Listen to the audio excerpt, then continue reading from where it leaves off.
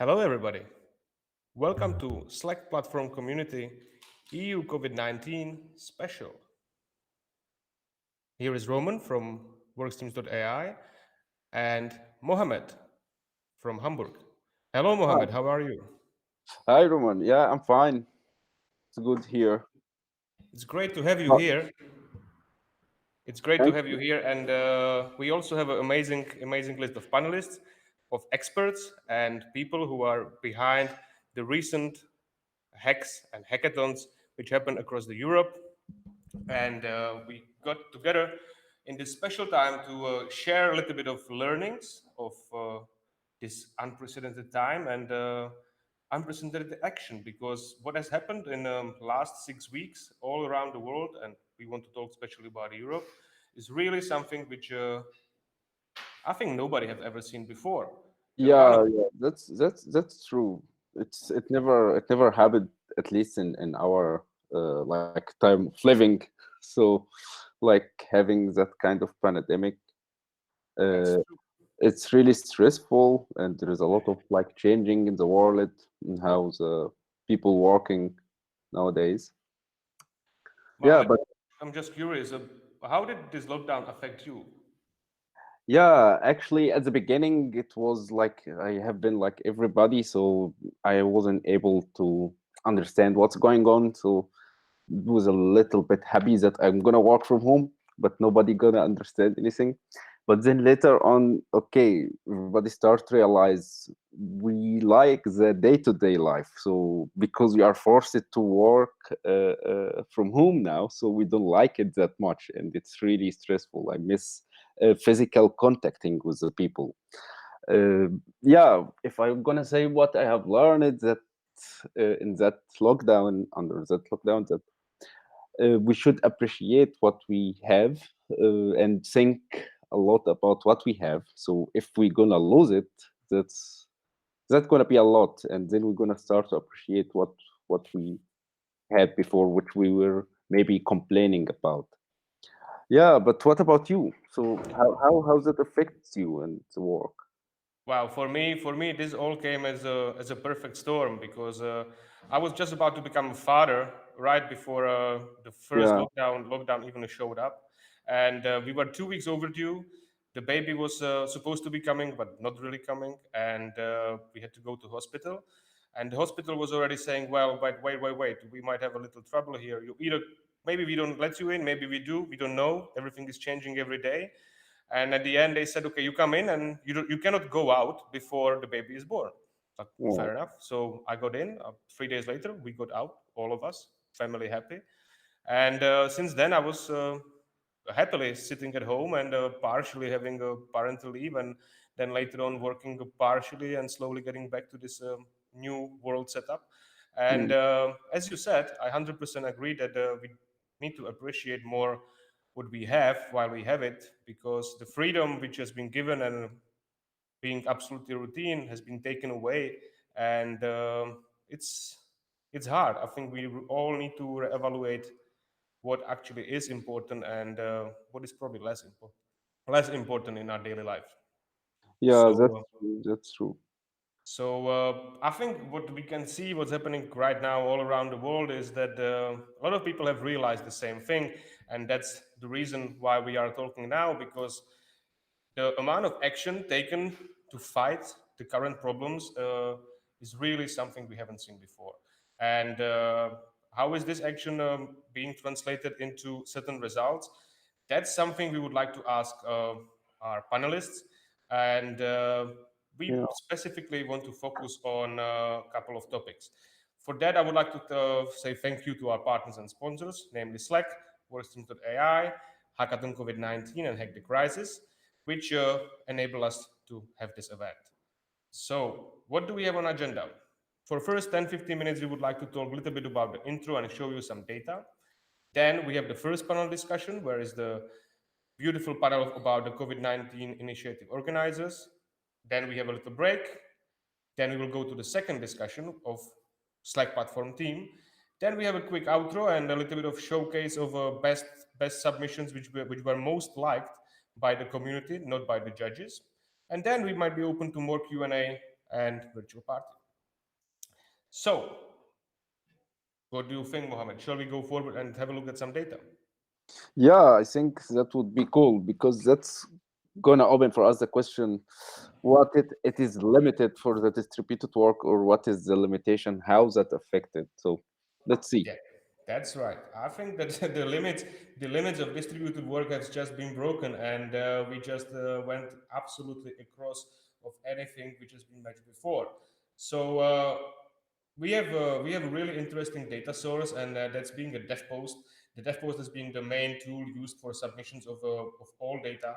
Yet in the dev post, it's all in one heap, and it's not really easy to read. So I would like to say really big thank you to guys in Civic Tech Hub who are concentrating on one important thing: aggregating all the data in a searchable way, which can be visualized in many ways. So you will see a couple of different graphs, and they are all coming from their foundry. So big thank you to Nico and Vincent from Civic Tech Hub. You are doing a great job. Yeah, that's true. That's true. So over the last 6 weeks, we have witnessed 93 different hackathons with roughly 100,000 participants, ending with 7,153 submissions across many different fields.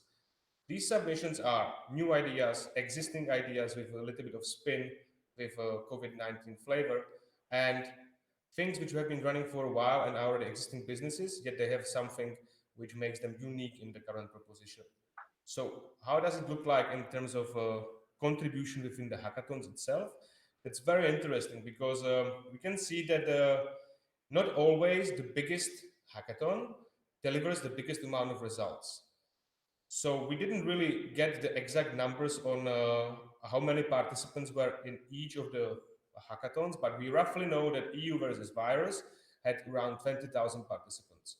Where versus virus had roughly 40,000. So that's double size. And as you can see, it's not always about the amount of people working on something. It's about the amount of submissions, how much you get done.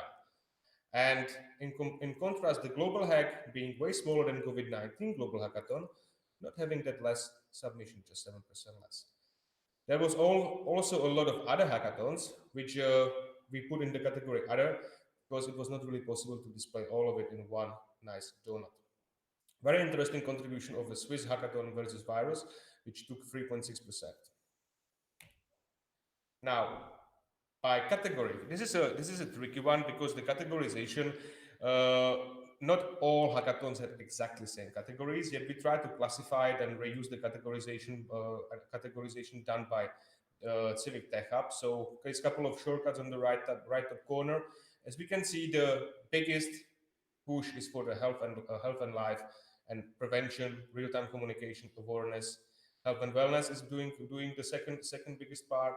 Crisis response, which is I think something which the whole world is not really ready for, is taking the third place. Yet the business community, mental health, and social and political cohesion is still pretty strong. And by technology, Mohammed, would you like to go on this one? Yeah, by technology, as we see, like JavaScript as usual nowadays, took like the 19 percentage of like the hackathons and technology used, and then later on after it Python, so 17%.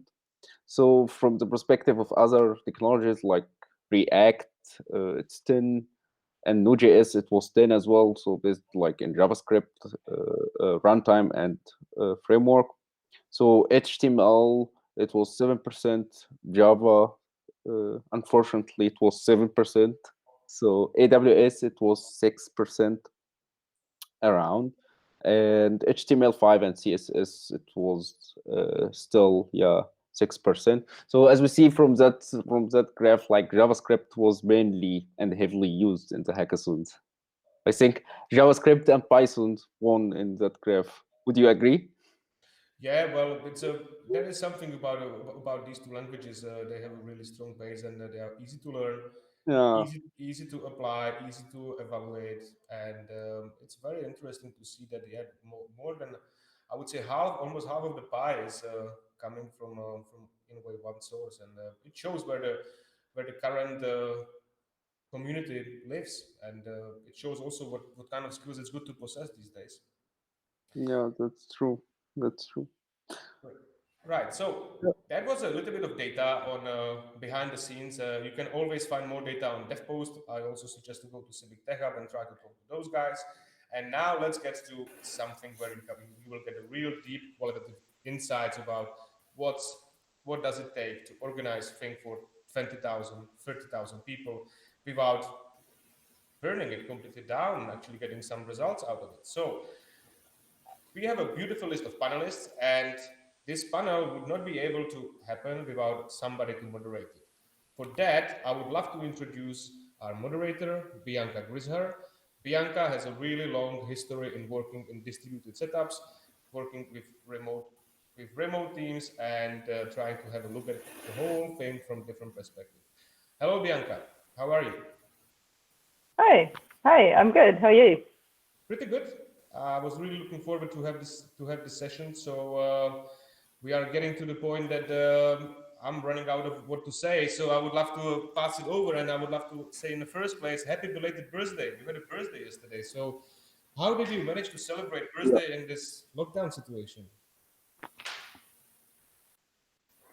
Thank you. Yeah, it was a really interesting one. Obviously, celebrating your birthday by yourself at home is a little bit different. But for me, it worked out really well, actually, because I don't think I've ever received that many messages and calls and packages from people. It was super nice. And with everybody being at home and working from home, I got calls throughout the whole day. I didn't need to wait until the evening to start celebrating. It literally started as soon as I woke up and ended when I was going to bed. So it was a super nice experience. And today I'm celebrating for the second and being invited to moderate a panel of people who have done some amazing work in the last couple of weeks. And we're so happy to have you here. And thank you for taking your time to share your insights and your experiences with us. We're all super interested to hear how these events went for you. So just looking at the list of people we have in the call right now, we have Camille here, who organized a big hackathon in France over the Easter weekend. And then we have Daniel here, who has just recovered from the EU versus virus hackathon last weekend. And then I think we're hoping for Thomas and Kai to be able to still come and join us. Obviously, everybody is super busy working at the moment, so let's see if they can still drop in. But I think we have enough to discuss and talk about, and I've just did a quick check on Slido. There's also a bunch of questions coming in from the audience, so let's get started. Yeah. I have a question for you, Bianca, so you can start with. So do you think will working from home become a standard post COVID-19 world? Will it become a standard? I think what I'm hoping for is that with everybody having to go through this experience right now, not from a choice, not from an initiative that is coming from the company management, but everybody's just forced to do it. I'm hoping people will see some advantages and will see the opportunities that working in a distributed way presents. Even if the majority of people will go back to the offices, they will think broader about the opportunities that come, allowing people to work from different locations and organizing the teams in a way that they can do that. Yeah, that's my hope. I want to be able to work from a camper van in New Zealand in the future. So I'm hoping that the world around me will allow me to do that more. Yeah, that's true. Yeah, but yeah, for me, for example, so I didn't like the word like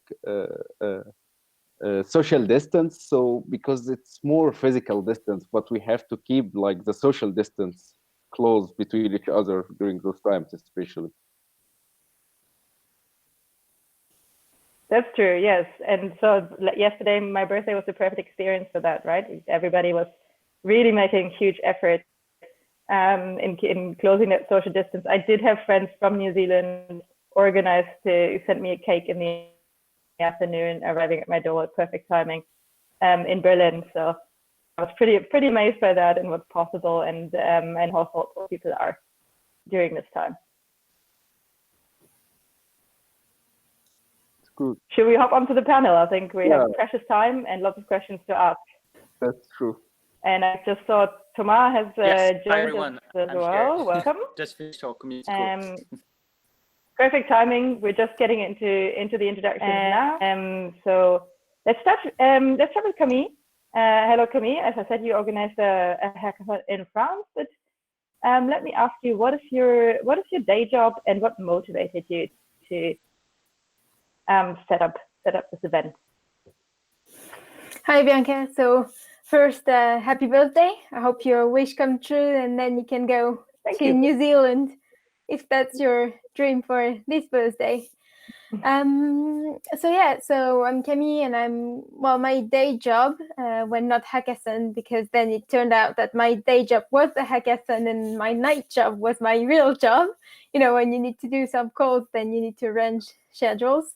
But so I'm a venture capitalist. So basically I invest in startups. I'm based normally in Stockholm, although spending the quarantine in Paris. Basically I'm backing entrepreneurs who find solutions for every type of problems. I'm used to being in this tech background, and I'm lucky enough to have a job that I can do fully remotely, although it's always better to meet people face to face, but then I still get a lot of chats with amazing entrepreneurs. So enjoying the time being. Awesome.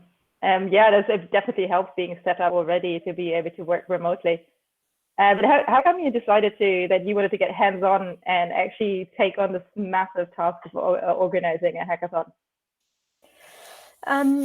So to be honest, I think it first came out from the observation that on the one hand, you have people who basically are doing a lot of work to help us solve the crisis, and they are super busy, they need help. And on the other hand, you have people who are quite feeling a bit aimless, not feeling at least useful to solving this crisis. So my first question was, okay, how do you make this unbalance even, and then how do you match those two needs? So I really wanted to create a space for that. I wasn't sure about how I would do this. Would it be like just a forum, a community, some ideathon? And then I took part in Hack the Crisis Finland, which was a hackathon that happened at the very beginning of the crisis in Europe. And I was quite amazed by the quality of the projects that emerged from it. And also I loved the format. So as at that time, initiatives in France were not so common, I decided to launch the hackathon, and that's how I got there.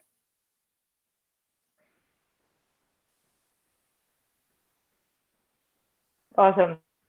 I think there will be lots of people listening to this now or maybe later on.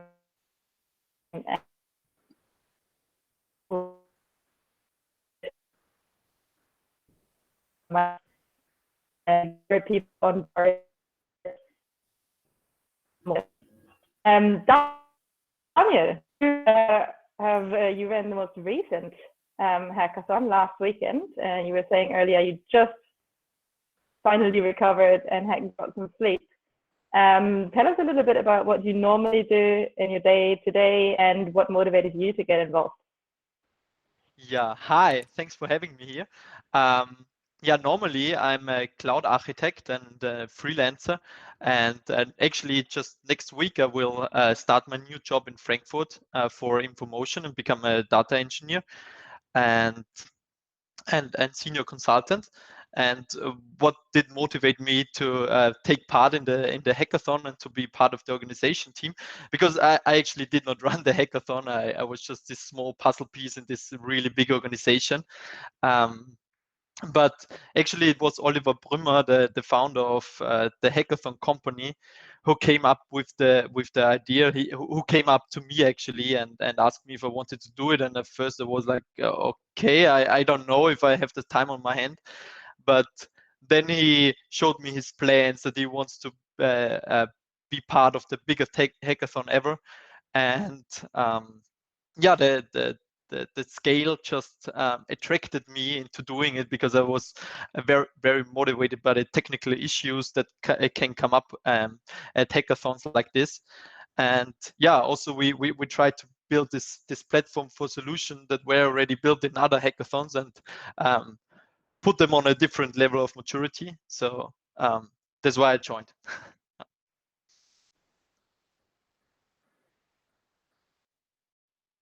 Fantastic. That's great to hear. So taking the learnings from previous hackathons, applying them, and now again sharing what you learned for the next ones. And hopefully we'll have many more of this type of events. Hopefully. Awesome. Thomas. Hi. Oh, hi. Sorry, I turned off my microphone for some reason.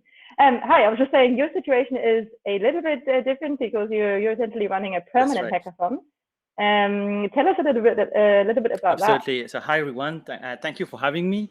As you said, the situation is a bit different. So I used to be a researcher and I left academia about 7 years ago. And for the last 10 years, what I've been doing is creating communities, open communities to do open science and open collaborations to do like deep tech innovations, but that are open source. As you know, we're convinced that there is a need for a third way between academia and startups, where working on problems that cannot be solved because there is no business model basically, or because we don't have the time actually to go through the institutional timeline. And so we've been working on different projects, and the last project that was birthed and was created about 6 months ago is a new kind of platform called Just One Giant Lab, or Juggle, and it really enables matching, putting in contact leaders of projects, of open science and open technology projects with contributors, and to really enable this kind of creation of teams that can work together on the long term. And so when the crisis happened 2 months ago in Europe, we created this Open COVID-19 initiative, where now it's basically more than 4,000 people that joined the platform, and we have more than 100 projects that are going on. The little difference is that we were able to monitor what everybody is doing and really get to the help of the projects step by step. And so the level of maturity of the project that are within Juggle are really impressive. And we have collaborations with not only individuals, but also a lot of, I would say, companies or researchers that comes to help or develop their own project directly on Juggle. And with the particularity every time that everything is open source. And we also have a different peculiarities is we actually fund projects. As a nonprofit organization, we receive donations from partners such as the AXA Research Fund, for example, and we are able to support the projects directly. And we also do partnerships with existing hackathons, and we did that also with hackathons that Camille organized. We did that with the Africa vs. Virus hackathons, where basically we come afterwards, like we're able to support the winning teams of the hackathons on the more long term. Great, that's really good to hear. So there is a way forward for what comes after the hackathon, and there's a platform for people to continue to collaborate. And of course, excellent to hear everything is open and open source, and it's all about sharing. Hi, Kai. I just saw that you have joined us as well. Welcome.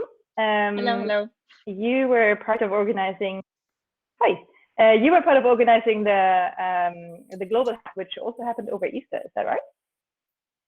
That is correct.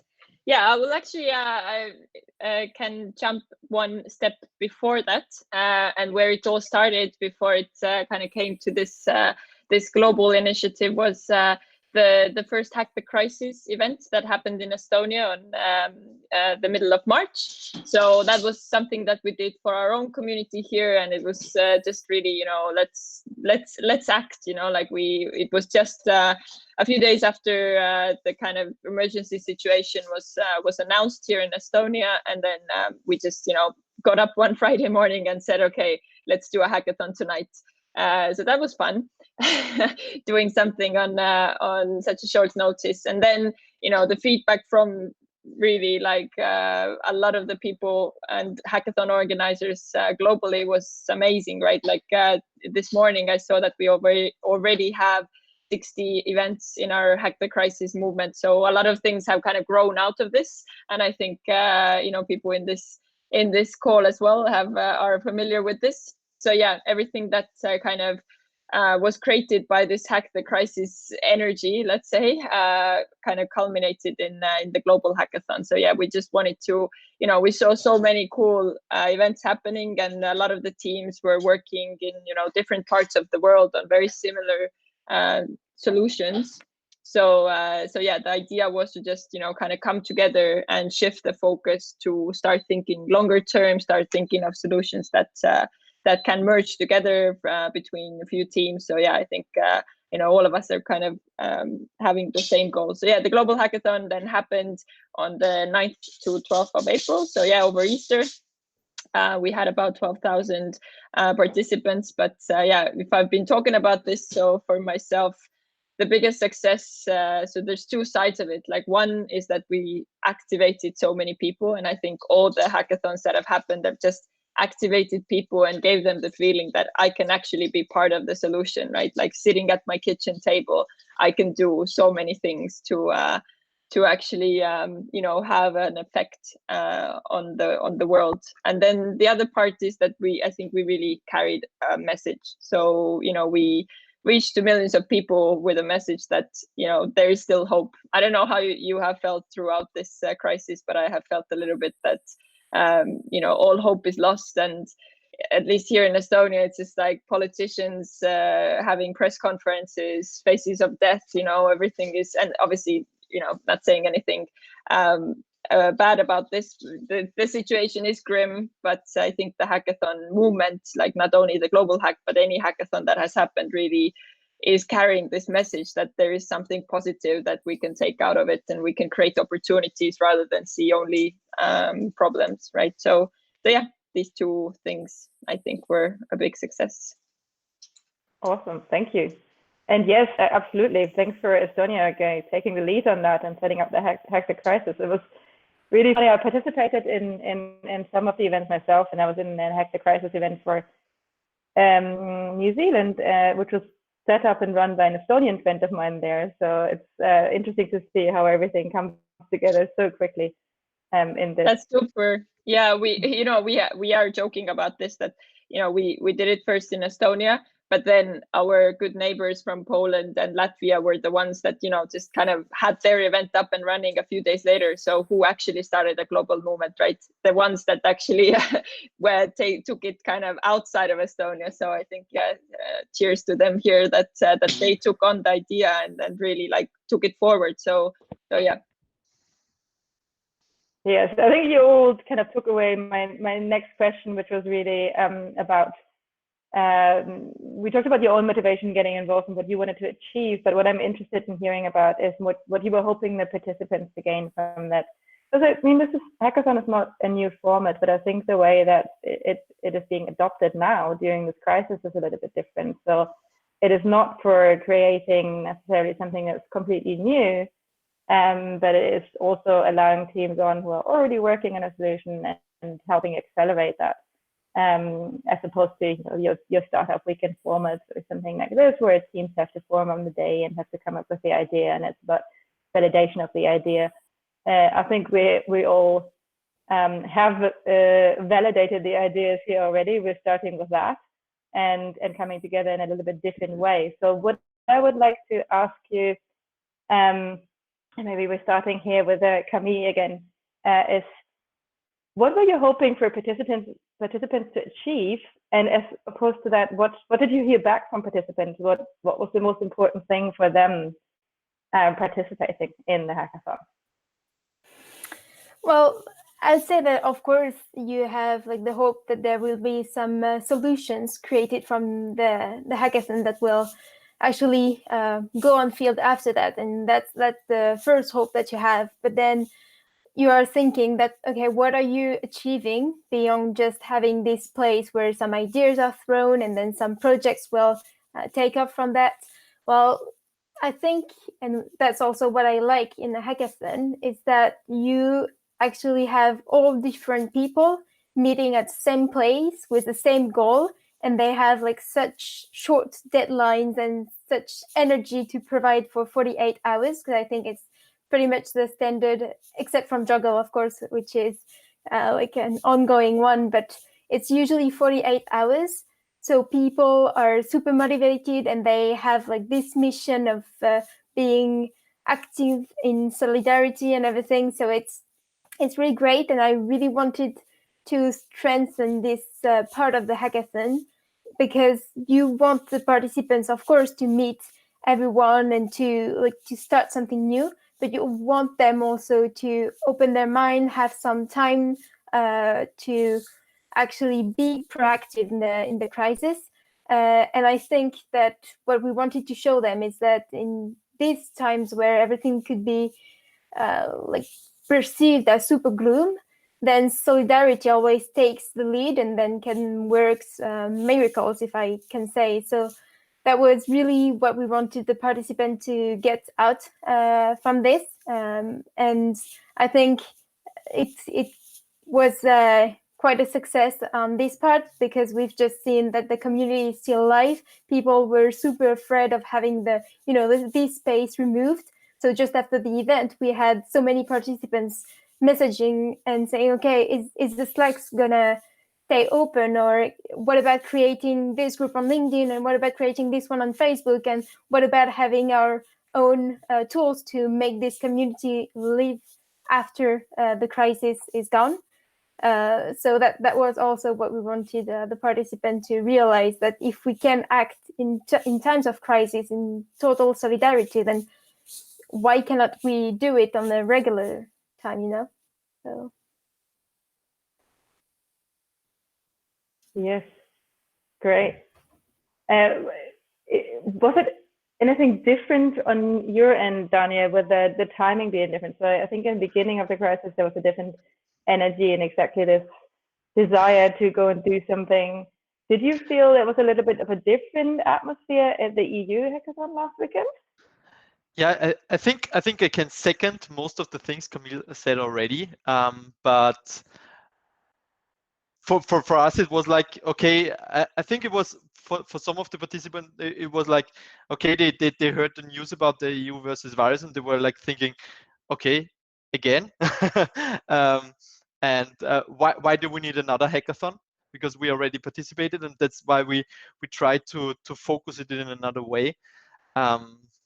Feedback is actually still waiting, because it was just on the weekend. We're still gathering feedback, but what I was thinking when during the hackathon was actually that it would have been more effective maybe to focus more on smaller teams and not to make it that big, because I think like the there you have more commitment from the people, because you can be more with them. I was in the fortunate situation that I was also working on the front line, because I did a lot of support for the tech stuff, and so I got very good feedback also from the people, and got the feeling what currently their issues are. But we were this like massive organization already with the EU in the background, and maybe we would have had less difficulties with the whole organization, ad hoc organization, when we were like less people. But it was cool though. Yeah. Interesting. How's that experience for you, Tuma? Because you have a massive community, but it's not kind of over 48 hours, everybody at the same time. I think you're still on mute. Thanks. That's right. What happened is we really learned along the way, because we've been doing this for 2 months. We re-experimented many things about how to better use Slack, also in synergy with what we do with Juggle. And so the way we've done it so far is Juggle is perfect for having a repository of the project, posting the needs, having like a unique source of information that is static, and having the community look for it. But it's definitely not for having like massive discussion, ideation, and stuff like that. And so we've really actually worked on the integration of both tools so that the community is also on Slack, and so we have we've made it so that we have the program management, we have the challenge management, we have different challenges, we have work groups of volunteers working on communication, peer reviewing, for example, or student engagement, and then we have a channel per project.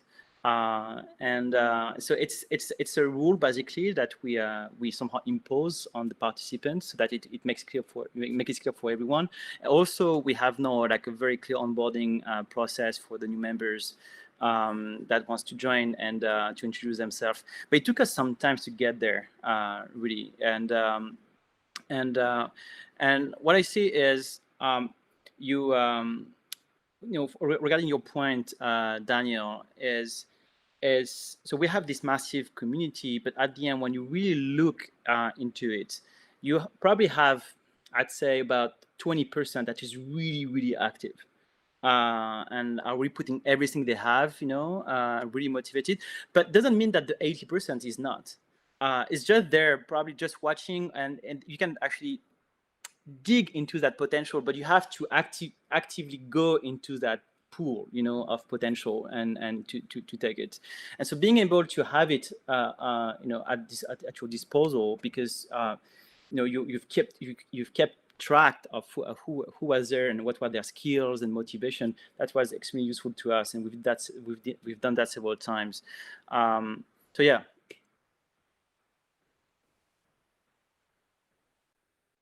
Great. And of course, everybody can come and join your platform now Absolutely, as well, right? It's entirely free and open. And in fact, we're doing partnership with as much hackathons as we have as we can, because I've been doing hackathons in the past, and the creation of Joggle motivation was mostly to be able to have this long-term hackathons effect, and so if you guys wants to help teams and have like if you don't feel like your own organization is not going to be able to sustain the community on the long term, and you want to pass it on, we're basically here to do that. Awesome. Speaking of partnerships, of course, we are here today because Slack has been a fantastic partner to. And I wonder a little bit about that and how that's been for you. Kai, have you immediately worked with Slack in the very first hackathon? Yes, we did, and actually, because we are organizing hackathons with Garage 48, then we have been using Slack as a communication tool for the physical hackathons as well. So it was a little upgrade to not have the people on spot, but we were familiar, and we had used it beforehand as well. It already made things a lot easier. Absolutely. And how have you used Slack during the event and after the different events? What does it work best for? I think it's even at a physical hackathon, I think this kind of team formation part is like always like a beautiful mess. And the same thing I think happened during the online hackathon, that you just have, then we had hundreds of people joining the Slack channel, and when I was talking to participants afterwards, then they were describing their experience to me, that they rocked up on Slack and there was just so many ideas shared, and people were just introing themselves, and that took him the certain participant, it took him like hours to go through them, and then you find the one that you like, and then you find the connection with the person, and then you go to a separate channel. That I think that's the key moment for the participants when you are invited to this secret channel that the participants have created themselves. In Slack sense, it's kind of like come into our room now to come and talk to us in that in that separate channel. So I think Slack in that sense works really well, that you can be on public channels and then you can, go and talk to privately in specific channels. You can create them yourself. So it's not only the organizers who are governing these channels. So I think in a collaboration sense, it works really well. And that's what hackathons really are, right? Like you collaborate between the organizers and the participants with themselves, and then the mentors come in. So there's so many roles, and they just need this one space where they can really communicate. Yeah, exactly. I think it probably is really helpful to have some people, especially from the organization team, who already have experience with Slack, but then also so many new people discovering it for the first time, which is my beautiful segue into one of the questions that we got through Slido, which was about how do you deal with let's call it noise and not spam, but how do you moderate the conversations and make sure that people can collaborate properly? I don't know who would like to take that. Maybe Daniel? Yeah, yes, sure. So we actually put a lot of thought into that, because we were aiming for a similar size to Wir versus the Rivals, or actually a bit bigger at first. So we really thought about, based on the experience of the Wir versus Virus hackathon, about how can we reduce spammers and how can we reduce the noise. And what our approach was divide and conquer. So we put them into smaller challenges. We made channels that we have with all the participants, like the 23,000 people. We made them actually read only, and just posted into them as kind of announcement or as info channels. And so in the smaller channels, in the challenge channels, there were maximum 2,000 people. And then additionally, we did a lot of automation with the provisioning of the users. So what we saw with other hackathons is they basically sent this Slack invite and everyone was welcome to join. And we didn't want to do that because we thought many spammers will come. And what we did instead was basically we had this registration form. We gathered the data in a database, and then we called the Slack API and just onboarded the users in our own process. And because it's like more steps necessary than the really convenient Slack invite, I think we actually reduced the number of spammers pretty good there, although it was maybe a bit more difficult for the users. Yeah, that's the trade-off, right? Yeah, so then we're talking about real spammers, people who don't want to participate in the hackathon, and that's a really good way to get around that and onboard people. Probably be taking this into the second panel with our Slack people as well. How about the communication during the hackathon and on the channels, and how to make sure that people communicate well and collaborate well? Is there something from your experience, Camille? Well, I fully relate with what have been said beforehand. So first of all, with the mess that when the people are forming teams, it's quite it's quite overwhelming. And I think at least for us, the hackathon was really ups and downs in terms of managing that the communication went well. So everything is crazy at the beginning. Everyone is discovering the tools and everything. And then, as Kai said, they are creating their own private channels. So all of a sudden, you see the amount of message dropping dramatically, and then you are a bit worried, saying, "Okay, did everyone left, or like what happened?" And then you realize that after 3 or 4 hours of them just chatting in their private channels, you have a huge amount again of messages saying, "Okay, now we need help for this." And so it was quite tricky then to manage to have the important information being delivered properly and have only the valuable comments that would come as first ones to be seen by the other. So I think how we managed this, and that was I believe the third part of our hackathon is by actually multiplying the channels. So it was a bit counterintuitive for us at the beginning, because you're telling your participants, okay, you are overwhelmed with messages and we're going to add some more other channels. But what we did is actually trying to narrow down the amount of topics that you could address in one channel, and then people who would not need the other channels could just leave. So we had one channel for only developers, one for communication, one for, based on what you are looking for. And then we also divided the projects between themes. So who was targeting healthcare, who was targeting more community-based issues and everything. So I think by segmenting to the quite granular level the topics, we managed to organize a bit more the discussion, and I think in the end it went pretty well. And we were lucky not to have spammers, so maybe it's just because it was a few thousand people and not like tens of thousands of people, but we were lucky on that, I guess.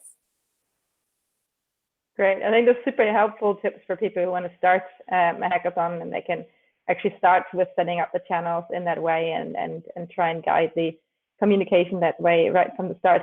I'm looking at the time, we're already coming to the end, but I'm just going to be sneaky and take in one final question that we had from our audience and address it at you, Kai, because maybe you have a good overview, a good recommendation for future hackathons. And the question is, how do you test the submissions? What's a good process to actually see which submissions win? Because in the end, yes, it's about collaboration, but there's also winning teams. What's your experience and recommendation there? So we actually used a platform for this. Obviously, starting from the Estonian hackathon and then moving forward to the global one, we were working together with our partners from Guana. There's probably more platforms that have the feature, but I think it's very hard to find people that will willing to be there for you 24/7 and help you set it up, right? So it's always good to work with your with your partners and friends. But I think what was important was that it was a crowdsourced evaluation process, right? So we had there was some high maths there, that how many evaluators needed to go through one track, or the teams in one track. So the point was that people that were working together with the teams were all kind of evaluating them. There was the jury that came in, so it was just like a step-by-step kind of filtering down to the best teams. So the first kind of layer was the mentors that had been working with the teams. Then we brought in some outside experts that kind of had this first time introduction to the teams, and then it went to like this grand jury. So it was like a step-by-step process that these teams went through. So I think it was a fair choice in that sense as well. And yeah, platform-wise, we just used Guana, and it was just easy to send out the message to the evaluators for them to go through the forms and then make their choices and put their points there. Fantastic. Yeah, I really liked working with Guana as well. I was part of the judging panel in a hackathon, and it's great to see some new startups coming into that space and helping and supporting massively with the events. Roman, I'm assuming we're going to be posting links to all these and also to your initiative, Thomas, so people can join and you get an even larger community to manage. Unfortunately, we're already at the end, and seeing as you are all spending so much time at the moment, I don't want to keep you any longer. Thank you so much for being here and for sharing the information. Thank you even more for all the work that you're putting into putting up these events and the ongoing events and the future stuff. I really, really appreciate it. I think it is, yes, a great help and support for lots of people who feel like they can do something and they see how and they get together with other people. Thank you very much. Thank you. Thank you, everybody. Thanks for It was having us. amazing, really great. So that was the first session, and we're gonna take a little break, 10-15 minutes. Stay tuned. We are coming in full force with the Slack platform team in a bit. See you. Good morning, everyone. Hi, guys. Good morning. I'm sure by now you've all read the update and channel. Our conference this year will be completely virtual. So let's make sure we get started on that. Can you spin up the channel? Yeah, sure can.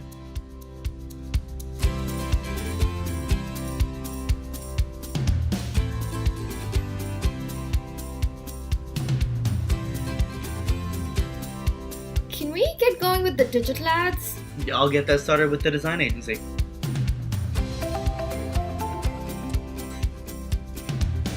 So we have to make sure we take the big. Zoe? Oh. Yeah, she's frozen.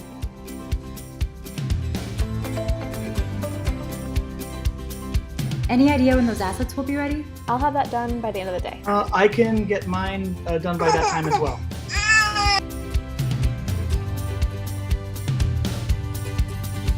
Workout break. Is this doing anything? I don't know if this does anything for my body.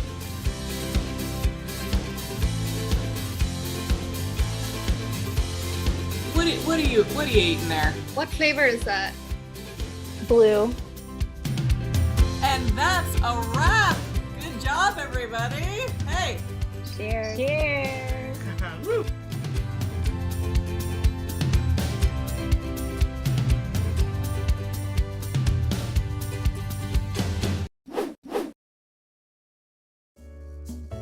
Getting started with the Workstreams AI app on Slack. The Workstreams AI app works right where you communicate on Slack, letting you and your team set priorities, collaborate, and get things done more efficiently than ever before. Here's how to get started. First, if you haven't done so already, go to Workstreams.ai and hit that Add to Slack button. Then, choose which Slack workspace you want Workstreams.ai to connect with. Type the / command, invite Workstreams into any Slack channel, and then press Enter. Now, you can easily create a task by typing in /plan, followed by the name of the task. Hit Enter, and that task is instantly created for the whole channel to see. Next, assign this task to the right person in the channel. To show your team that the task is being worked on, you can set its status to In Progress, just by using the drop-down. To keep everything as transparent as possible, you can also give this task a description and a label too. Labeling helps a lot as you create more tasks for different projects. Every task also gets its own Slack thread, where you can upload important files and discuss requirements. If you see an attachment in your Slack channel that relates to a task, go ahead and add it, or just upload it directly to the task next time. If you ever aren't sure about something, you can also always type in Workstreams Help to get a full list of / commands and other options. By now, you'd probably like to get an overview of task progress for this channel. To see all of a channel's tasks at once, go to this channel's task board by clicking on the task's title, or by clicking the button Show on Task Board. Like before, you can create and edit tasks, change their status, and assign team members to them. You can also change a task's status on the board by dragging its ticket from column to column.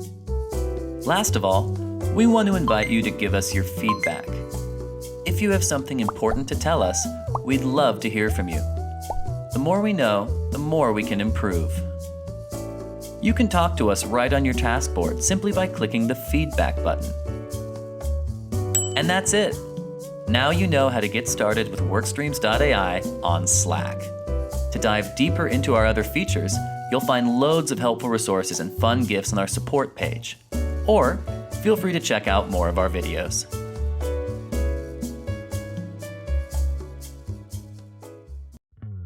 Good morning, everyone.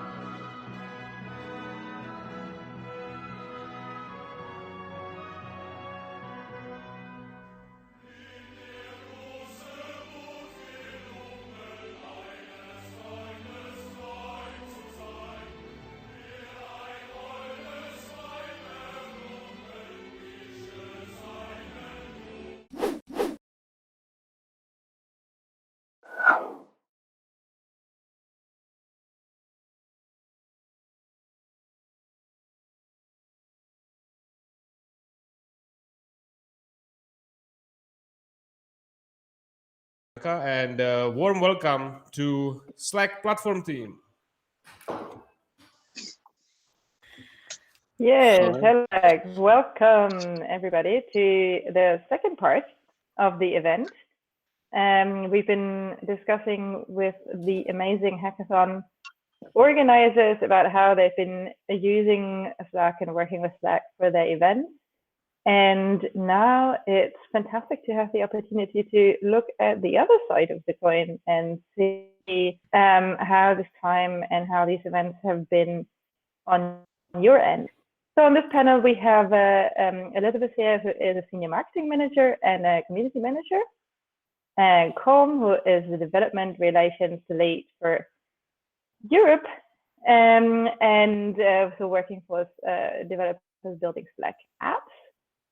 And Paige, who is a product manager for the Slack platform. And we have a number of questions from our audience already that are super interested to hear how all of your work and jobs have changed and how to solve some very specific technical problems. So let's get started with just a quick intro. I'd like to hear from you what your job was before this crisis and how it has changed in now the last couple of weeks or months already. Cool. Let's start with you, Elizabeth. Yeah, I mean, my job has definitely changed significantly. In the before times, I was really focused on supporting people who wanted to host meetups around Slack. So people who are building on Slack, people who are building for their team on Slack, and people who are power users of Slack or admins of Slack, and helping them to get together in person and share challenges, discuss learnings, run tutorials, fun stuff like that. Traveled a lot, went to a lot of meetups, went to a lot of conferences.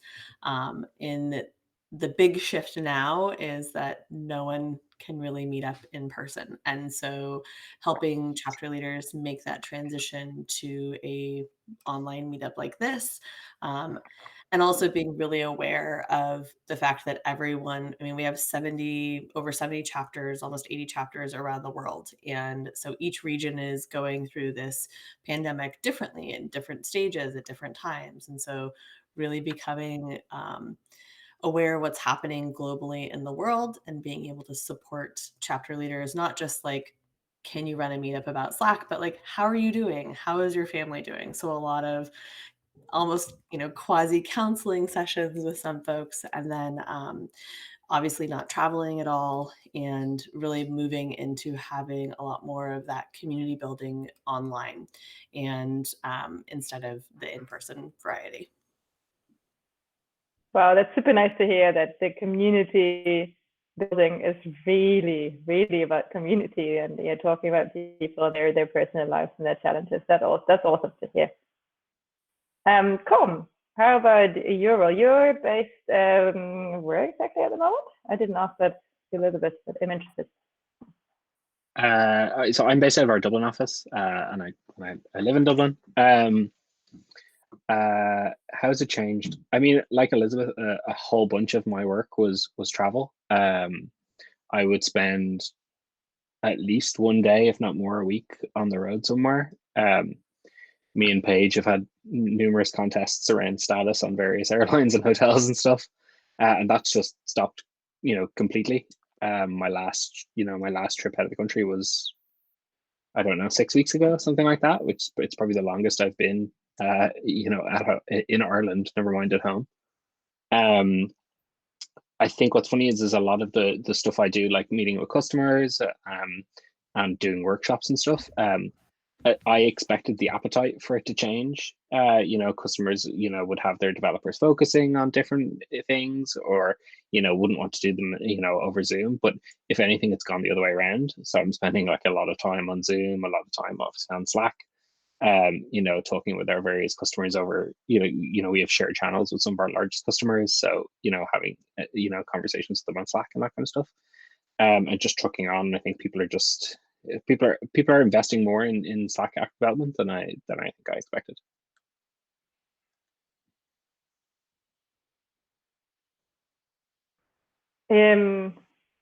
Right, so that's interesting that you expected it to go down, but actually you're seeing more people interested. And is this customers you were already working with, developers you were working with, who are more interested in the Slack Hub, or is there new ones as well? I think it's a bit of both.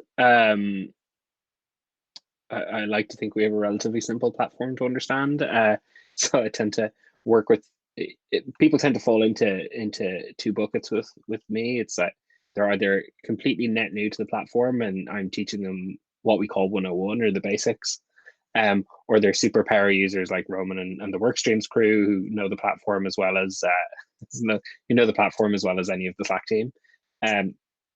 There's very few people in the middle, because they learn what they need and they go disappear away for a while, and then they only come back when they're kind of pushing up against the limits of the platform.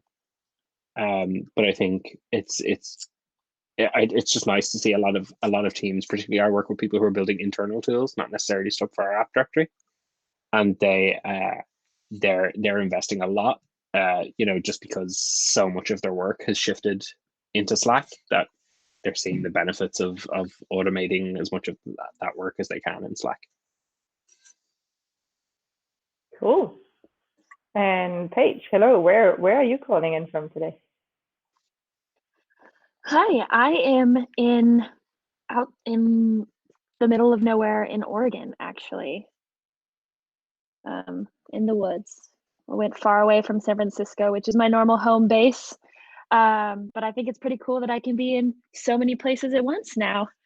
I would say for the Slack team, the product team at least, our work has been not impacted so much on the day-to-day, but the focus of our work and the conversations we're having with our team are what's really changed. So I can still have all the meetings I need to have thanks to technology. I can honestly get in front of customers easier now and talk to partners and developers and anybody we need, because I don't have to get on a plane. But the things that have changed for me is we're really focusing on making sure our infrastructure is good, making sure that the products that we deliver are scalable, are going to last through everyone depending on Slack, because we've seen such an unprecedented growth in usage of pretty much every single feature, which is usually a good thing, but it also means we have to reevaluate what we're working on and make sure that we're not only focusing on making sure that everything stays functioning for all of the people who's relying on Slack, but also making sure that our team is in balance.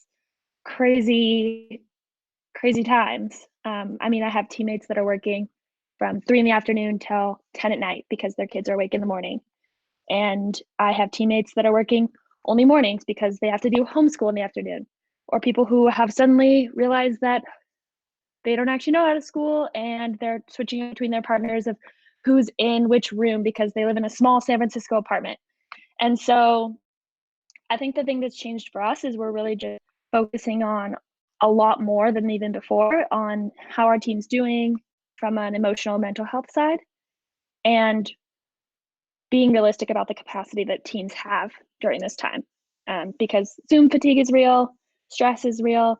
And so we've been doing a lot more checking in with everyone, which is also harder to do via Zoom, but thank goodness we can actually do video conference and see how everyone's doing.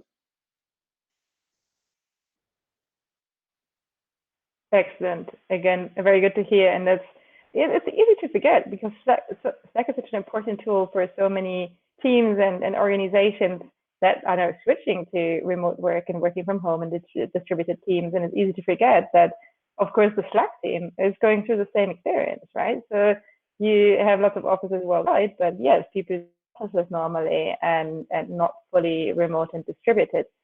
So how has that switch been for you? You already touched on this a little bit, Paige. So Elizabeth, maybe going to your team or the people you're working with, how's the switch to distributed teams been?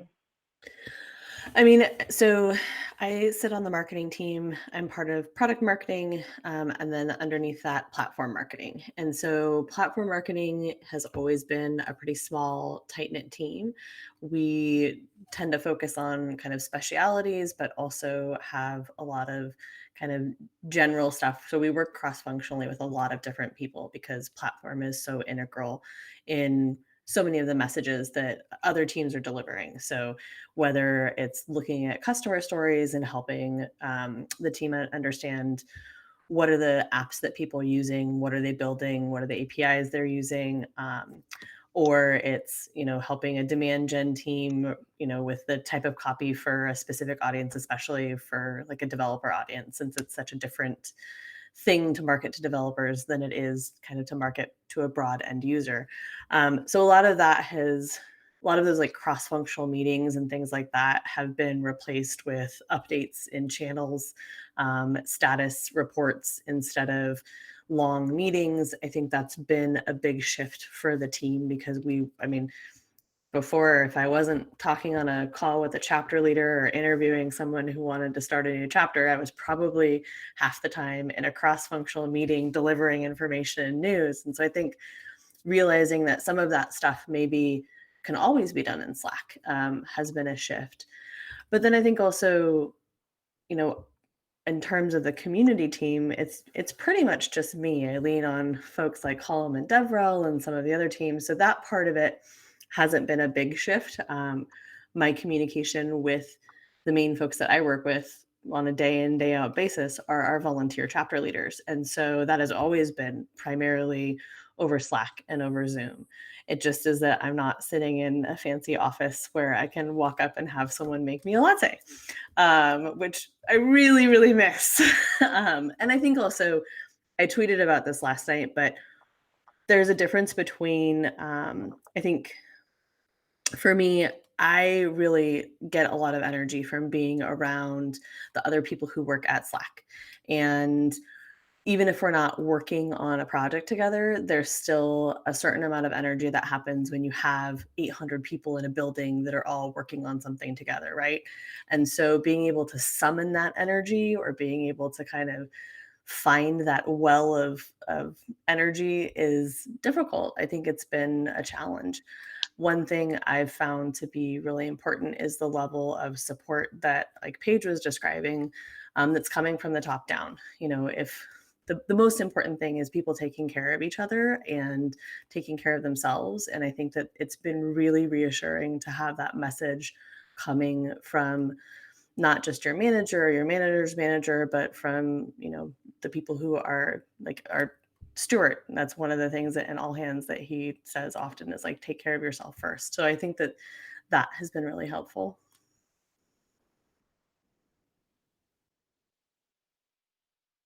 Cool. That's really good to hear. Colm, you already mentioned it before. You were traveling a lot, obviously, and you're not doing this now. How have you found the switch to working fully online in a distributed way? Working internally hasn't been too much of a shift, to be honest, when I'm working with, other people who work at Slack. Because my team is already fairly distributed. We're spread across 5 offices from Tokyo to San Francisco. So we had a pretty decent culture of, talking in Slack and Zooms, doing stuff over Zoom anyway. So it wasn't too bad. Generally in the company, it's looked like it's gotten better to me in terms of people using Slack more often. Like, look, we were obviously pretty well placed for this anyway, in terms of like using Slack, and everyone who works at Slack is pretty good at using Slack. So it wasn't too much of a shift. I think it's like I said, the changes have been less, for me working with my direct teammates. I've just more an overall kind of change. Like, for instance, a while after this all started and when we started shutting down our offices, Stuart, the CEO, sent a message to everyone in our our global announcements channel where every Slack employee is. And he was just like, look, let's take some opportunities out of all this. So like, all of our all hands, like company-wide all hands, they're all an hour long. I don't know why. Let's make them half an hour long to see what happens.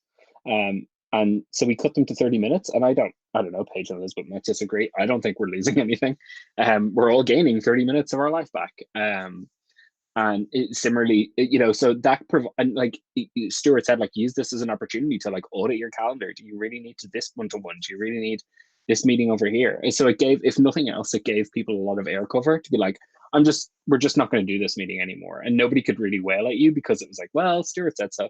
So so everyone got cover. And equally then a lot more of the content is getting recorded in Slack, as in like people are, when a decision's getting made, it's happening in Slack. Whereas like working for a Bay Area company outside of the Bay Area, you miss a lot of the kind of hallway conversations. And it's not like your coworkers are being intentionally bad or anything. It's human nature. Like when I used to live in San Francisco. When I was in San Francisco, I had a lot of hallway conversations and stuff and forgot to note them down for my colleagues in Dublin and London and wherever. But since everyone's forced in, like I wake up now and it's like, I have a bunch of Slack messages to go through, and I use collections and stuff in, to organize my sidebar and prioritize and go through them as I need. But it's good because I can spend the first hour of my day just kind of catching up on what I need to. And I know that everything's been put into Slack or, is in a Zoom meeting, which has been recorded. Yeah, it's super good to see and to hear, not just from companies like Slack who, let's say, have an unfair advantage in this, but hearing this across the board, that people aren't actually finding it all that hard to switch their work to being remote, and they find actually you can make it work. You adjust and you scratch some meetings, and there's some advantages. And we talked about this in the beginning, Mohammed. This is really my hope for more people to see the advantages and take them with them back to the office when we're all going back to offices. But Paige, you already touched on a super important point, and that's of course the mental health, which is, I think, the much harder thing to deal with when you're switching to working from home and remote, because it obviously seems to be such a great thing, right? You can work from home, and I'm super curious to hear what is happening at Slack to support that, since you mentioned it. Yeah, I think there's a lot of different initiatives going on right now. I can a couple company-wide. One big thing we've started encouraging is we've encouraged people to use PTO days, but we've also had a company holiday on a Friday, just a day off. So 2 weeks ago, Stuart said, hey, if it's possible, please study, don't work this Friday. So the 17th of April, we just took a company-wide holiday. Granted, I think there were probably some CE agents who shifted around days, but they gave us a day off. They said, don't declare your PTO, don't use a sick day. Like, please, everyone, get away from your computers and get outside, be with your family, just take a breather, because we know Zoom fatigue is real. We know there's so much crazy brain chemistry changing when you're always stressed about what's next. So that was a really great thing. We also have been encouraged to be using our PTO. And so I have coworkers that, were supposed to go on a trip and they're still declaring the PTO and taking that week off and just going camping or enjoying their house and going hiking and getting outdoors. And then my team has been doing a couple fun things. We have we're doing PM masterclass. And so each person on the platform PM team has taken a topic to teach on. And so we take the second half of our weekly meeting and we do a class. So we learned, this is such a PM thing, we learned how to manage your life with a sauna in your personal life, in your household, from one of our PMs. Then another one of my colleagues taught us how to make, they were like cheesy mozzarella balls, these like fried, delicious Italian mozzarella balls. And he did a full chef class in his kitchen. That was a fun way to still do the cultural side of our team, because we found in the first couple of weeks we were missing the human connection, because you see everyone on Zoom, but we're talking about work the whole time. And then my larger engineering team has started having weekly happy hours, and we created a new random channel where we just, have a reminder to do squats at 2 o'clock in the afternoon, and everyone posts them things. And then we've even created workflows in our team channels that are just funny questions throughout the week. And so we have a workflow that's like team check-in workflow, and everyone can edit it. And so someone will change the question each week. So you never know what the question is. And then we just have interesting topics of like, you know, what did you eat for dinner last night? Or like, what's something you're looking forward to this weekend, to keep the cultural side of our team and those conversations that would probably happen in person or in anytime you see each other face to face in Slack. Cool. I kind of wish you would have recorded some of those sessions. I want to see them as well. Because as a freelancer, you don't get to have that normal times with the team as well. And I'm really missing that now because I don't meet anybody and I don't have a team to talk to online. But even more enjoyable to talk to you people tonight. And of course, talk about hackathons. That's what I want to move to now. We heard in our previous panel how Slack has been super amazing for running these hackathons. And I'd love to hear how these experiences have been from your side. It's probably not an everyday thing that you suddenly get to set up a Slack space in a short space of time for thousands and thousands of users, a lot of which haven't used Slack before.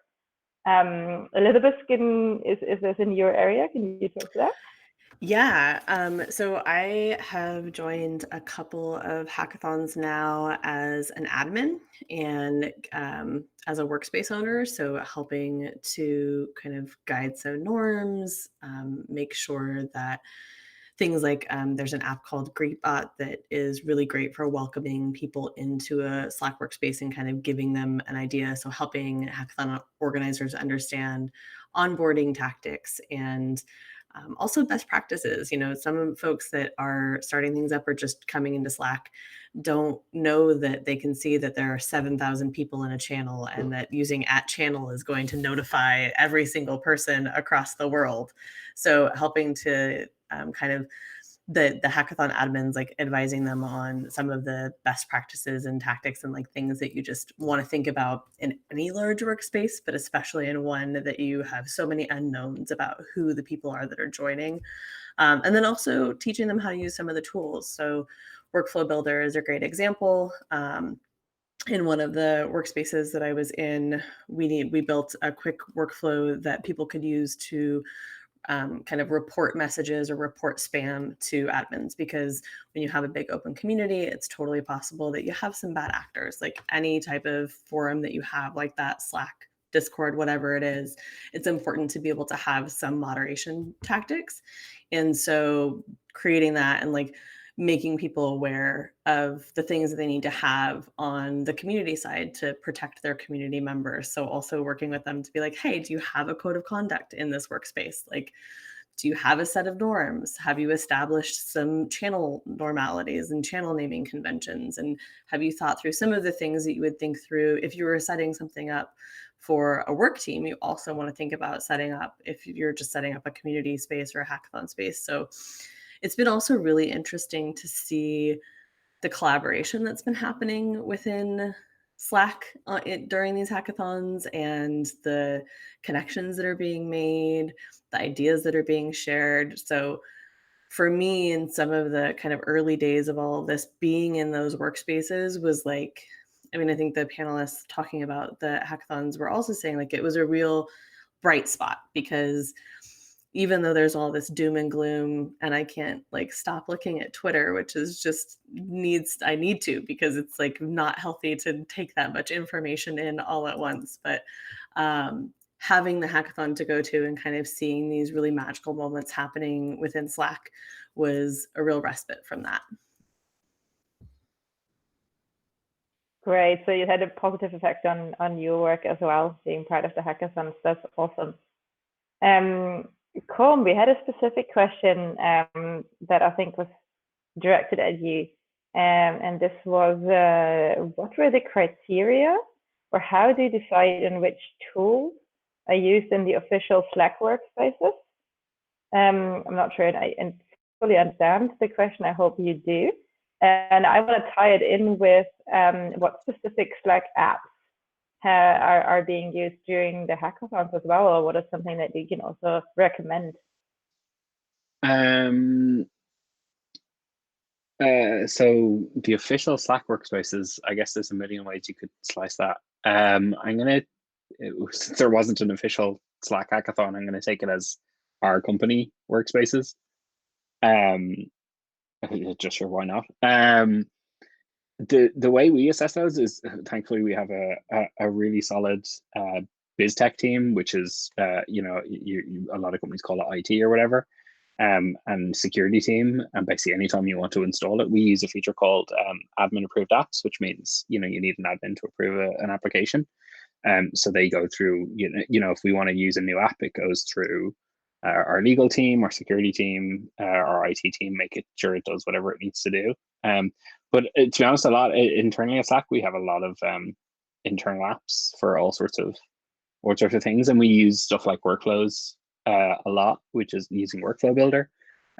When Paige was talking about all the different social workflows, it made me think of there is a large channel called Platform Random, which is the random for the platform department, and it is the best random. But it's someone, I don't even know who it was. Someone installed a workflow that just posts a GIF letting people know what day of the week it is, because some of the days are merging into one, and it's just so every day it's just like a funny GIF of someone saying like, "Hi, it's Tuesday."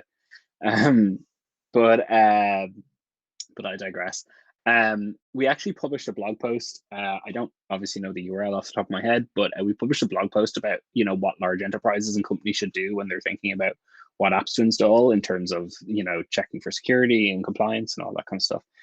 So I'll dig that link out and I'll send it to Roman. He can send it out with the show notes. But in terms of different apps that would be good for hackathons, I mean, look, I couldn't sit here and not give a plug for Workstreams, for your task management, because Roman would somehow find a way to get a flight to Dublin and rip my throat out if I didn't. But if you need a Kanban board style environment, Workstreams Workstreams obviously has a fantastic Slack integration.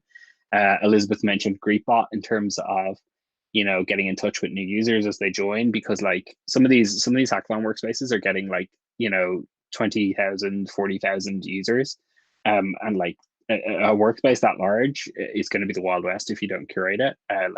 Normally a 40,000 user workspace by any measure is a large workspace. Like a company that has 40,000 people, they don't decide on a Friday to use Slack and have it rolled out to all their employees by Monday. They work with our customer success team, and they usually have they think of it like the customer thinks it was like in Q2 we are going to roll out Slack. You know what I mean? And they work with our customer success team. Like it's not normal for Slack workspaces. There's no technical restriction. We can create a workspace and add 20,000 people to it, no problem. But it's like a company culture thing, because Slack is a tool for teams. So everyone, most people who are using it are part of these large organizations, especially if there's 40,000 users in it. So stuff like Greetbot, to do code of conduct notifications and all that kind of stuff makes sense. It all depends on your tool set. So I mean, like the Google Drive integration is going to be great if you're going to be using Google to collaborate. Zoom, obviously, if you're going to be using Zoom or Hangouts or whatever. And stuff like Doodle for getting together on questions, or Poly, for answering and getting consensus on things are all great. But we have an app directory it's neatly organized by category and stuff. So if you go to slack.com/apps, you can go in and there's a category for basically everything. And that's usually the best place to start, because that's curated by our app directory team, who see all of the apps, and they are very skilled at separating the wheat from the chaff, for want of a better word. Perfect. So I think it's like the next step for new users to Slack, right? So they discover how well it works for communication, and then in the next step they discover, wow, there's even apps on top. So that's a good point. I go to the app directory and have a look around. There's some fantastic stuff in there, and then you can graduate to actually building your own and reach out to you and learn more about that. There was a question directed. Well, hopefully, Paige, you will be able to speak to that. Of course, not just through the hackathons, but in general, Slack has experienced a huge growth in users and customers, and people are curious to hear how you can manage manage that growth from I guess from a technical point of view, but also from a organizational point of view?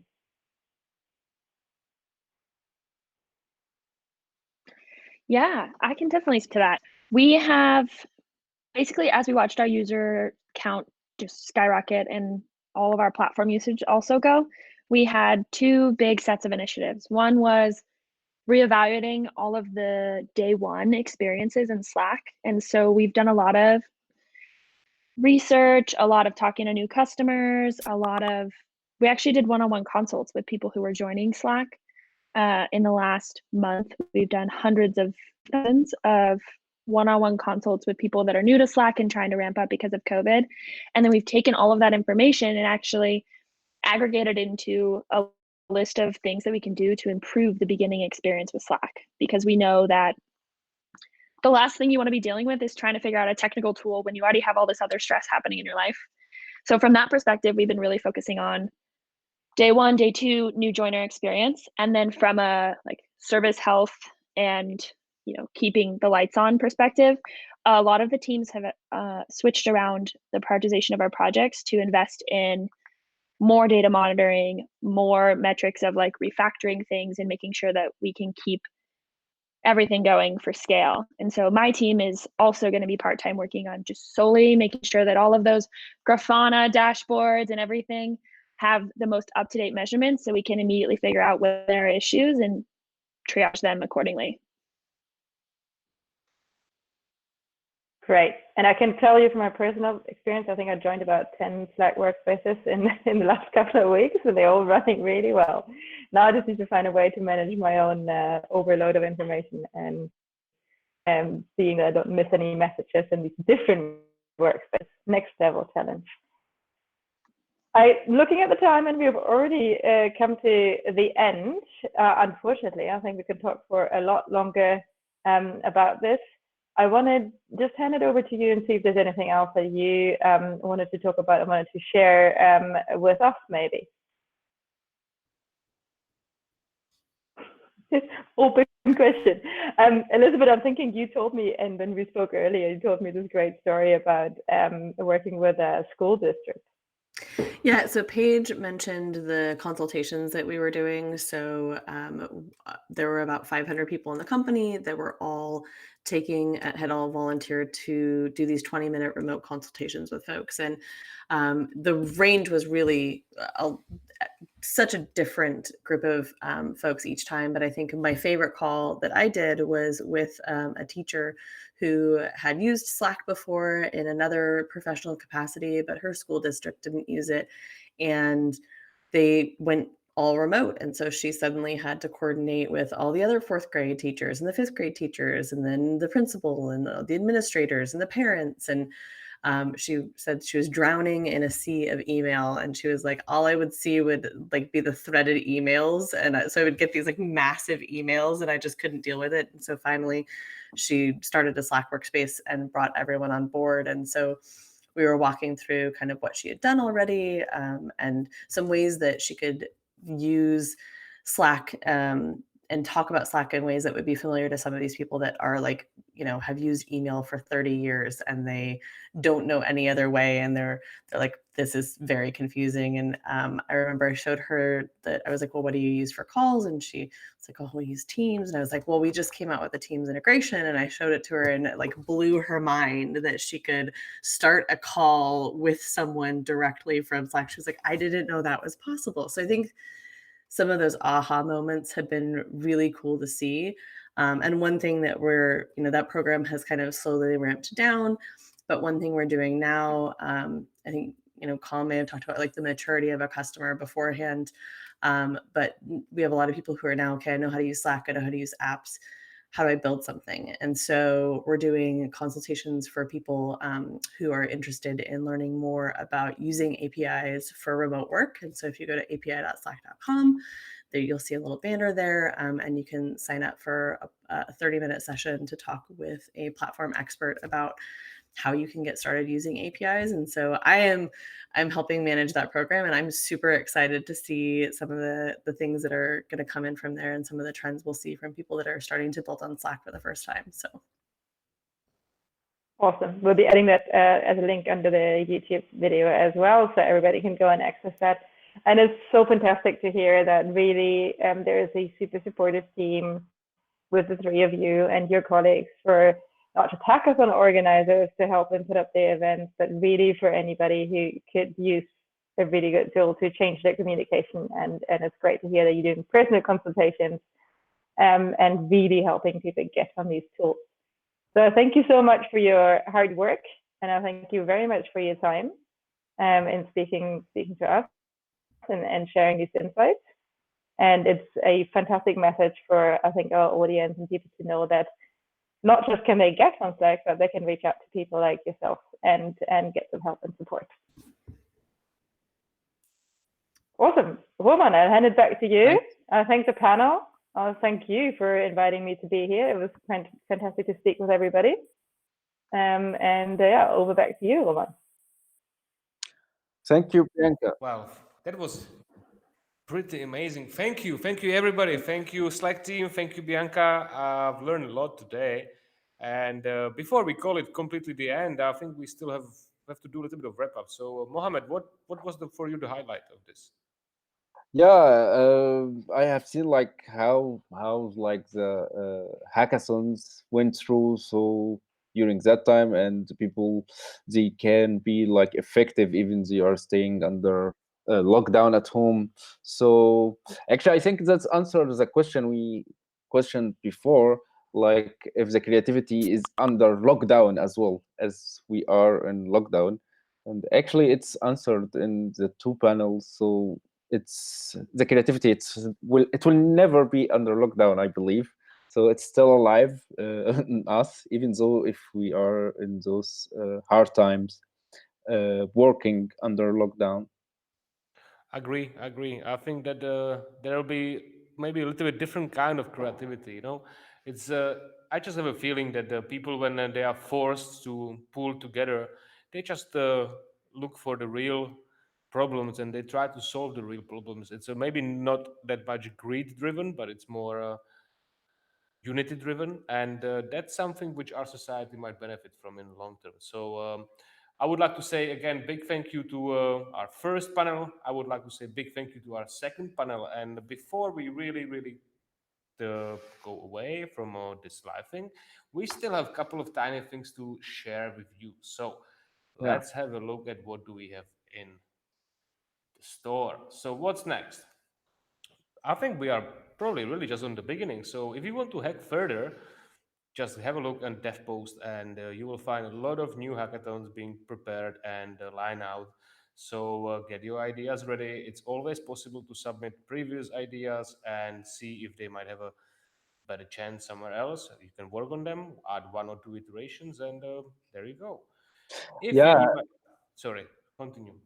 I just wanted to say as well about folding at home. So folding at home, I found it really interesting project. So the people can use their private PCs as a computing power for folding the proteins and viruses and so on. And it's really interesting project. I encourage everybody to have a look. So they have a special kind of event as well for COVID-19. So the people can join by their mobile or their PCs with whatever kind of operating system, and it's user friendly. So you just have your device to be used as a computing power for folding those proteins and find kind of simulations which gonna be needed for the viruses and for proteins and for let doctors or like scientists understand more the viruses and so on. Yeah. So, Roman. Okay. Yeah, it's definitely something which we need to keep going on and explore the new boundaries. So, but if you would like to get a little bit more inspired about what has been built and all those 7,000 submissions, they are all available on DevPost, and just look in the category of software. I would love to say that there is also a lot of existing and running projects which might require certain help, and we picked three because we believe that these three are doing things a little bit different, and they all use Slack behind the scenes. So Civic Tech Hub is a group of people who are trying to bring all ideas from all different places, all different hackathons together, aggregate it, make it searchable, and connect the people with the right mindsets to people with the problems. The endcoronavirus.org is very active, especially in US, and brings people from many different backgrounds to really fight and impose a strict shutdown. And their motto is not flatten the curve, but crash the curve, which is a little bit more extreme, but it kind of makes sense because you can prevent a lot of troubles.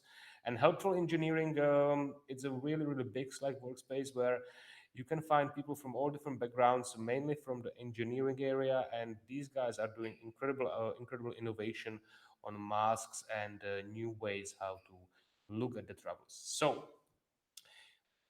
last but not least, I think that we are really on the beginning of the Slack community itself, and with this new virtual format, I believe we will be able to grow way faster and repeat different sessions and connect people from all around the world way easier than being locked down in the one city. So from my personal perspective, I'm quite enjoying that by being locked into one place, we have to be more open to the virtual world and connect with the others, because that's the way we can learn and share. So that being said, I will say again, thank to all our partners and sponsors, Slack, Workstreams AI, Hackathon initiatives of Hackathon COVID-19 and Hack the Crisis. And as the last thing, thank you, Mohammed. Thanks to panelists.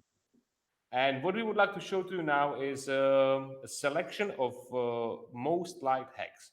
How did we get them? We basically searched the database from Civic Tech Hub, and we looked for all submissions which had more than 150 likes and certain engagement and comments. I think it was more than 20 or 25 comments.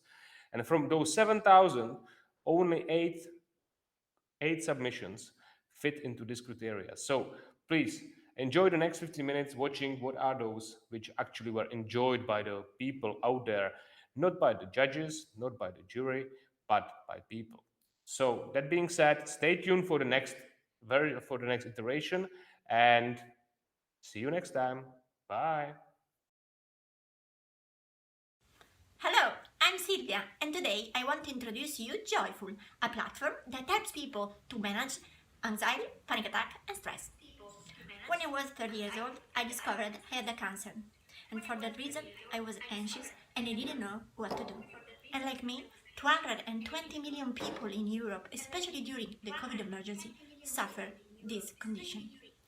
Then I became a specialized psychotherapist to help people to fight with anxiety, and today Joyful is born through an innovative mind and body approach that helps people to manage anxiety, panic attack, and stress. Joyful delivers simple exercises, motivating contents, and the possibility to have online support with psychotherapists always available when you want and when you need them. We have already helped tens of thousands of people, and we support more than 1,500 people per day during the COVID emergency with online events. Thanks to our checkpoint test, through an AI, we can understand illness level and suggest helpful targeted contents. With geolocalization and heat map, users can benefit of peaceful spot map suggested by other users. Our competitor only suggests meditation or yoga or coaching. We are giving instead access to more content mixed together, helping each people to find their own path. This is our community. On top, almost 700 people just joined our first live event on Joyful. And these are some of the encouraging messages we received. We propose a freemium business model for consumer users and a membership plan for professional psychotherapists. On Sunday, we launched the beta platform. On May, we are going to scale in Italy, and by the end of 2020, we are going to scale in Europe. And we believe that a world without anxiety is the key to a happy and sustainable society. Joyful. Unleash your joy. Hello everybody, few words to present the team. Codacasa is made by colleagues. We are all employees of Soprasteria. Soprasteria is a European IT company that operates in more than 25 countries. With Soprasteria on our back, we are sure to have competence and money to develop the starter idea, and we want to take advantage of the hackathon for promoting ourselves. So what is Codacasa? The first version of the solution we already provided is a very simple reservation service. Citizens can book their pass to go for shopping into a store, waiting at home for their turn without physically crowding themselves outside the shop, and organization can use Coda Casa to monitor how many people are concurrently into the store. We are proud to say that we developed Coda Casa with a team fully located in Naples. Then Coda Casa has been deployed pro bono, starting from the northern Italy, that is the region most affected by the virus. At the moment, we have more than 400 stores open. We are receiving more than 100,000 reservations per day, and we are managing more than 60,000 users. One of the biggest retailers on the market is recommending us. The name is Coop. But we don't want to stop here. We would like to spread Coda Casa all over Europe. The hackathon is a fantastic opportunity to ask anybody's help. We translated Coda Casa into different languages, and during the hackathon, we gathered a lot of suggestions about how to enhance the solution and to extend Coda Casa to be useful for new use cases. During the lockdown, we delivered the solution for free. And now, to make our dream come true, please help pushing the organization to adopt Coda Casa and let citizens use it.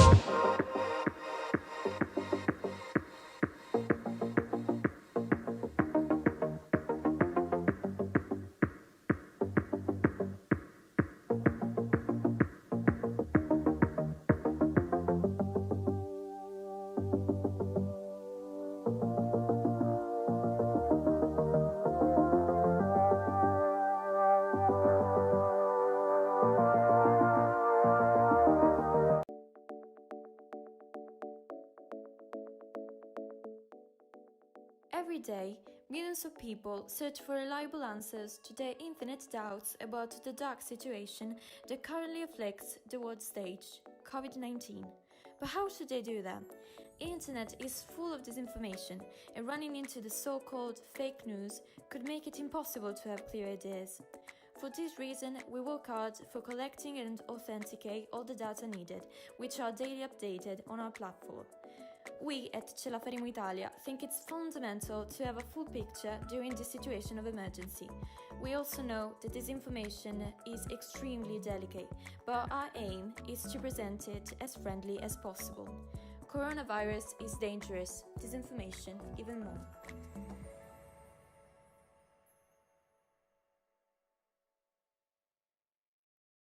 Karma-Kurier, das einzigartige Nachbarschaftswerk, das Hilfesuchende und Helfende aus ihrer Umgebung schnell, kostenfrei und einfach zusammenbringt. Wir kaufen für sie ein. Auf einen Hilfesuchenden kommen etwa 50 Helfende. Aber ist das realistisch? Gibt es so wenig Menschen, die heute Hilfe brauchen? Definitiv nicht. 30% aller in Deutschland lebenden Menschen sind älter als 60, sind chronisch krank oder sogar beides. Durch Corona werden sie alle Unterstützung beim Einkaufen benötigen. Sie auch? Die aktuell verfügbaren Lösungen erreichen offensichtlich nicht alle Hilfebedürftigen. Karma-Kurier aber schon. Doch wie erreichen wir sie? Mit unserem gezielten Marketingkonzept, das einfach alle anspricht. Interessierte Menschen können uns einfach kontaktieren, per Telefon oder Web. Der Anruf wird entgegengenommen und den Kollegen vor Ort zugänglich gemacht. Der Kurier erfüllt den Auftrag und erhält dafür Karma-Punkte. Diese Punkte können bei unseren Wirtschaftspartnern eingetauscht werden. Dabei läuft alles transparent und niemand bleibt auf seinen Kosten sitzen. Durch dieses Konzept erreichen wir die Helfenden und die Hilfebedürftigen. Hinter Karma Kurier stehen 40 helle Köpfe, die sich erst seit etwa 48 Stunden kennen. Wir sind dem Aufruf von Wir vs. Virus gefolgt und haben diese Plattform in der kurzen Zeit aus dem Boden gestanzt. Wir sind überzeugt, Sie sicher auch. Machen Sie jetzt mit, geben Sie uns Ihr Like. Hey Leute, ich bin Alex vom Co-Now-Team und wir haben beim Wir vs. Virus Hackathon eine App entwickelt, die den Bürgern und Bürgerinnen hilft, das individuelle Infektionsrisiko im Alltag zu minimieren. Marco und Sabine konnten vor 4 Wochen noch sorglos in den Supermarkt gehen, mit ihren Kindern auf dem Spielplatz spielen oder die Großeltern mit der Bahn besuchen. Jetzt sind sie verunsichert, ob sie auf Infizierte treffen, ihre Kinder sich auf dem Spielplatz anstecken oder möglicherweise sie selber eine Gefahr, eine Gefährdung für ihr Umfeld darstellen. Auch wenn die Maßnahmen wie Quarantäne und Ausgangssperren in ein paar Wochen wieder gelockert werden könnten, ist das Risiko einer Infektion immer noch vorhanden und wird den Alltag nachhaltig beeinflussen. Wir haben an einer App gearbeitet, die unter dem Schutz deiner Privatsphäre deine Mitmenschen und dich benachrichtigt, sobald man in den letzten Tagen mit Corona-Infizierten in Kontakt war. Sie funktioniert ganz einfach. Runterladen, loslegen und das ohne Anmeldung. Co-Now kommuniziert über Bluetooth mit Smartphones innerhalb eines 2 Meter Radius und speichert deren ID. Sobald jemand positiv getestet wird, werden die Bewegungsdaten mit deinen abgeglichen und Empfehlungen für dein weiteres Verhalten ausgesprochen. Dem Gesundheitsamt und den Ärzten hilft es, die weiteren Ausbreitungen einzudämmen, Infektionsketten zu erkennen und potenzielle Infizierte direkt zu benachrichtigen. Auf dem Hackathon haben wir den ersten Prototypen gebaut. Dieser wird in der nächsten Woche getestet. Was wir jetzt noch brauchen, ist ein Kontakt zur Regierung und zum Gesundheitsamt, um den Prozess abzustimmen und die App unter den Bürgern zu verbreiten, sowie eine Finanzierung, um die App schnell fertigzustellen. Co-Now gibt den Bürgerinnen und Bürgern ihre ursprüngliche Gelassenheit und Unbeschwertheit zurück.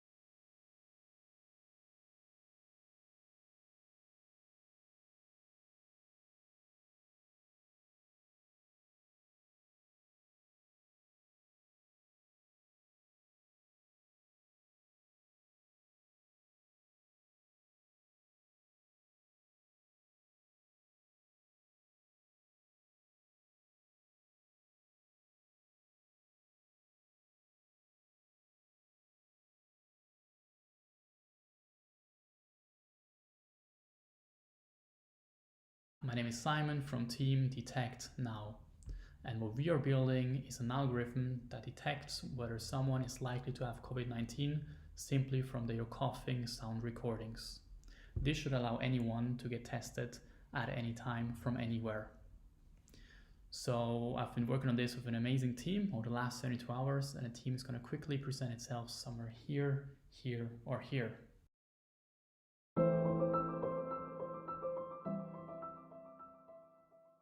Hi, I'm Simon, and I love big, crazy ideas. Hi, I'm a passionate doctor from Germany. Hi, I'm Steph, and I'm a data science unicorn. Hello, I'm a JavaScript callback function from Pakistan. Hello, I'm a machine learning engineer from Egypt.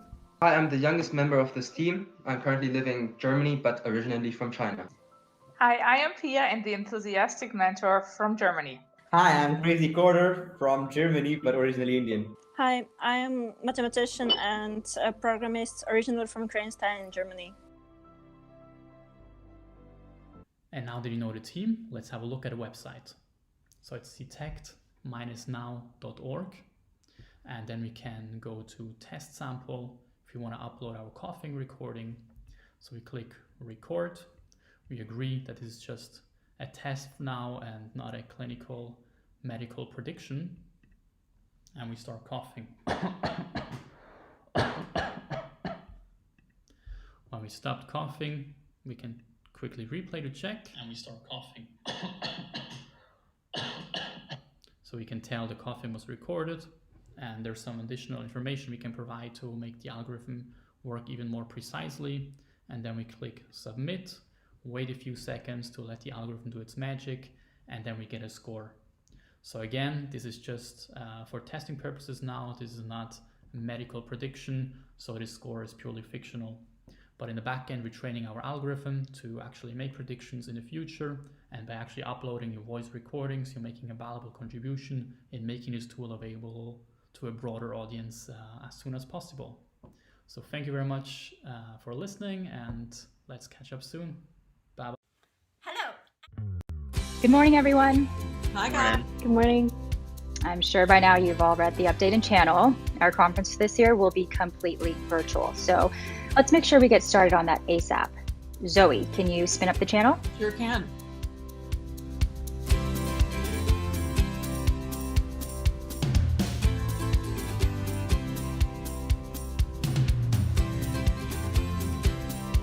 Can we get going with the digital ads? I'll get that started with the design agency.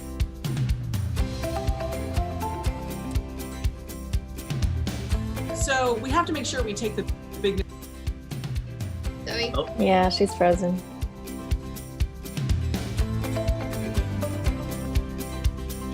Any idea when those assets will be ready? I'll have that done by the end of the day. I can get mine done by that time as well.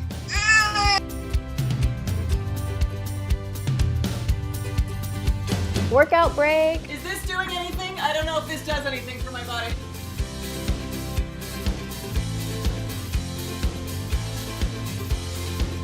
What are you eating there? What flavor is that? Blue. And that's a wrap. Good job, everybody. Hey. Cheers. Cheers. Woo.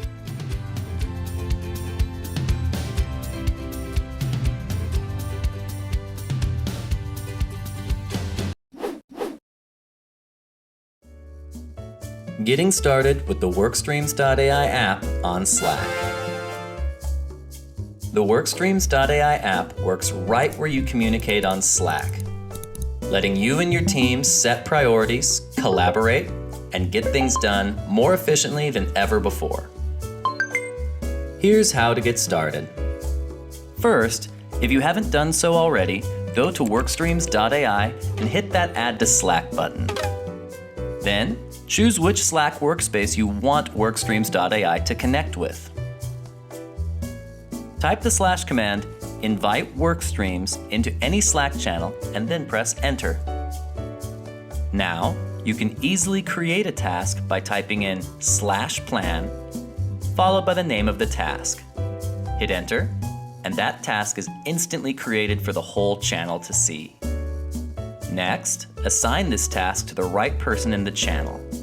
To show your team that the task is being worked on, you can set its status to In Progress, just by using the drop-down. To keep everything as transparent as possible, you can also give this task a description and a label too. Labeling helps a lot as you create more tasks for different projects. Every task also gets its own Slack thread, where you can upload important files and discuss requirements. If you see an attachment in your Slack channel that relates to a task, go ahead and add it, or just upload it directly to the task next time. If you ever aren't sure about something, you can also always type in Workstreams Help to get a full list of / commands and other options. By now, you'd probably like to get an overview of task progress for this channel.